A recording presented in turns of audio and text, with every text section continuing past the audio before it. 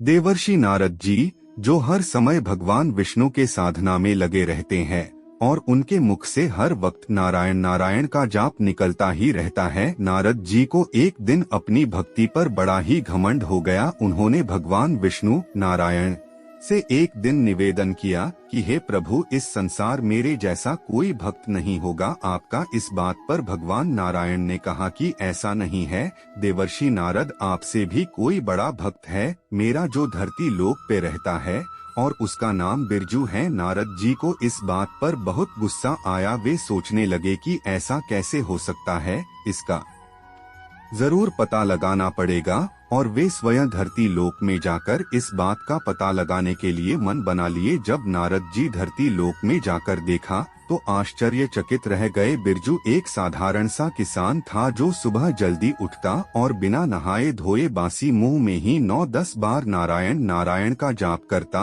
और फिर अपने बैलों को लेकर खेत चला जाता। खेत में हल चलाते चलाते मन करता तो नारायण का एकाक भजन गुनगुना लेता। फिर शाम होने पर घर आता और घर के जरूरी काम, सब्जी लाना, बच्चों की बात सुनना आदि काम निपटाता और बिना आरती पूजा किए खाना खाकर सोने चला जाता। सोने से पहले एक बार नारायण का नाम अवश्य ले लेता। अब नारद जी का सोच इधर उधर होने लगा। वे सोचने लगे कि होना हो यह रात में उठकर जरूर कोई विशेष प्रकार की पूजा अर्चना करता होगा, तभी तो नारायण भगवान इसे अपना सबसे बड़ा भक्त मानते हैं। अब इस चीज का पता लगाने के चक्कर में नारद जी वही रात भर खड़े रहे, परंतु बिरजू तो रात में उठा ही नहीं। वह सीधे सुबह उठा और अपनी दैनिक दिनचर्या के हिसाब से काम में लग गया। नारद जी सोचने लगे कि आज नहीं तो कल सही पर जानकर ही रहूंगा कि आखिर यह किसान बिरजू कौन सी विशेष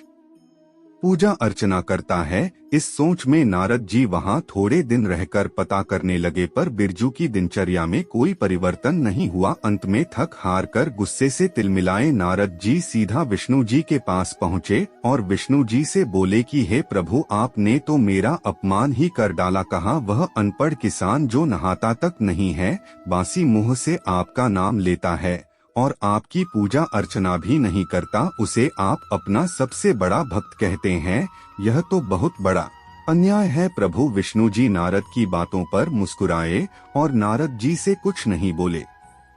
कुछ दिन बाद विष्णु जी ने नारद जी को एक बड़ा सा कटोरा दिया जो पूरा तेल से भरा हुआ था और नारद जी से बोले कि इस घड़े से एक भी बूंद तेल का गिराए बिना पूरे ब्रह्मांड का एक चक्कर लगाकर आओ और ध्यान रहे कि तेल का एक भी बूंद नहीं गिरना चाहिए। नारद जी बेचारे क्या करते तैयार हो गए। कटोरे से तेल न छलक जाए इसे ध्यान में रखते हुए बड़ी सावधानी से ब्रह्मांड का चक्कर लगाने लगे और 7 दिनों बाद पूरा चक्कर लगाकर भगवान विष्णु के पास पहुँचे और विष्णु जी से बोले कि हे भगवान, संभालिए अपने इस तेल के कटोरे को, मैंने इसे इतनी सावधानी से लाया है कि इसमें से तेल का एक बूंद भी नहीं गिरा है। विष्णु जी बोले ये तो बहुत अच्छी बात है, पर मुझे ये बताइए कि इन 7 दिनों में आपने कितनी बार मेरा नाम लिया। नारद जी बोले प्रभु, मैं आपका नाम लूं या इस तेल के कटोरे पे ध्यान दूं, मेरा पूरा ध्यान इस बात पे था कि कहीं तेल का एक बूंद भी न गिर जाए, इसलिए मुझे इन 7 दिनों में एक बार भी आपके नाम लेने का मौका नहीं मिला। भगवान बोले बिरजू किसान तो गृहस्थ जीवन के सारे कार्य करता है,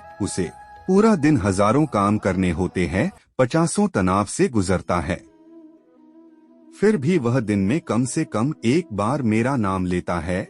और हे नारद, तुम्हारे हाथ में तो केवल एक तेल का कटोरा था और तुम मेरा नाम लेना ही भूल गए। अब तुम ही निर्णय करो कि सबसे बड़ा भक्त कौन है। दोस्तों, उम्मीद करता हूँ यह वीडियो आपको पसंद आई होगी। अगर वीडियो अच्छी लेंगे तो मेरे चैनल को सब्सक्राइब करें व शेयर करें। धन्यवाद।